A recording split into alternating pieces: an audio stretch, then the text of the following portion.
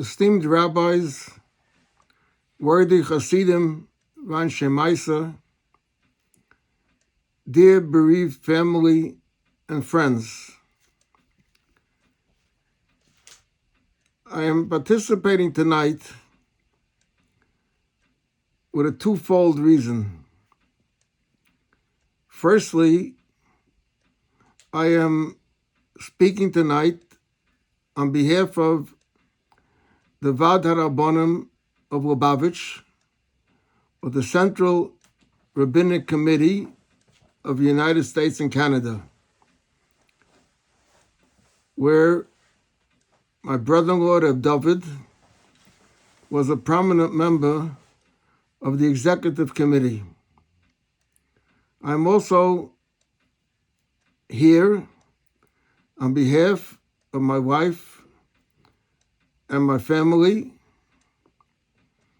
to participate in this Shloshim gathering in honor of our dear and beloved Reb David, or his popularly known Rabbi David Shוחט. Rabbi Shוחט was a highly respected member of the Vad HaRabbanim, or should I say the senior member of the Vad HaRabbanim, and his opinion were always very well received. We were always impressed with his vast knowledge of halacha, both responsa of old and contemporary halacha. In addition to all this, dealing with Rabbi Shוחט on a shaila was a pleasure, because there are many who are well versed in the four halakim of Shulchan Aruch, but he was blessed also with the fifth chelak, common sense, understanding, feeling, and sympathy, which is very important in deciding and dealing with halachic issues. There is a pasuk in Yirmiyahu. Yirmiyahu was the prophet who prophesied the coming of the destruction of the temple, of the Beis HaMikdash. And the people weren't listening to him, and they were confident that nothing will happen because they have the Beis HaMikdash. But to their surprise, destruction suddenly fell, and the people ended up in exile. So the Navi Yirmiyahu says in chapter 9, verse 20, Ola hamaves b'chaleseinu, uba ba'amaneseinu. The death descended through our windows and came into our palace. The commentaries that Radak and others explain that this is a parable, it's a mashal. And the mashal is that just like in a big palace, the doors are closed and you can't come in, but sometime a window is left open and an unwelcome enemy climbs in through the window. And this is the enemy that Yirmiyahu is referring to, that even though it wasn't expected, he climbed into the window and came into the palace. This are the words of Yirmiyahu with the literal translation. But I was wondering, why does he connect death with a window? And I thought that homiletically it may be said that there's an interesting message here. We know every large company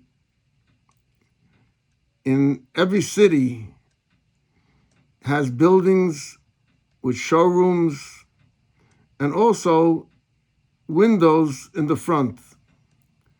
The windows are for the purpose of displaying and demonstrating the most valuable merchandise that they have, wanting to catch the people's eye to see this beautiful merchandise and come in. You don't put the not good things into the window, but things that are valuable and people will really appreciate. And in the community, the rabbi is the valuable merchandise that the community shows off in its windows. We have Rabbi so-and-so in our midst. And I think it could be said that in the windows of Toronto, who will they show as the great rabbi that they had in their community? Rabbi David Shuchat, my brother-in-law, who I'm proud to say that I am his younger brother-in-law.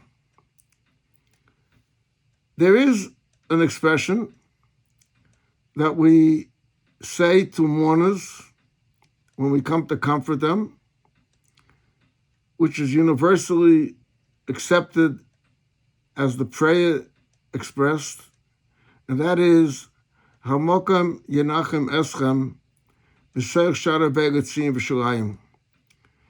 A lot has been said why we start with the word Hamokam. Hamokam means the place, and it refers to Hashem. But it could be said that Hamokam also means the place that the person achieved, his place in the community, his place in the society, his place in his congregation.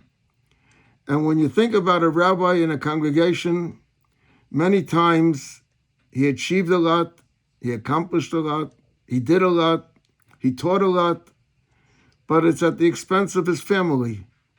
He wasn't able to dedicate to his family as much time as he would like to, and the children don't have their father as much as they would like to, and they all give off of their time for the sake of the community. So if Rabbi Shochat accomplished a lot in Toronto, and indeed he did, it's thanks to his family that gave him away, or gave away their time that they would love to have with him for the benefit of the community. And therefore, I say to the family, be proud, let this be your comfort, to know that the great schusim that your father achieved, thanks to his leading of the community for over 60 years, you are a partner in it, and you help make it possible. And this thought alone will be the greatest comfort to you in your life many, many years ahead. So I say, dwell on your father's accomplishments, be proud of them, and they are all to your credit. And I hope that the community will continue to appreciate the Rebbetzin, my sister-in-law, the Eishes Chaver, who the halacha says Eishes Chaver is kechaver, and hold her in esteem and in respect for the rest of her life. Let's hope and pray that Bila Hamova Etzlo Netzach, Umocha Hashem Elokim Dimo Me'al Koponim, Amen.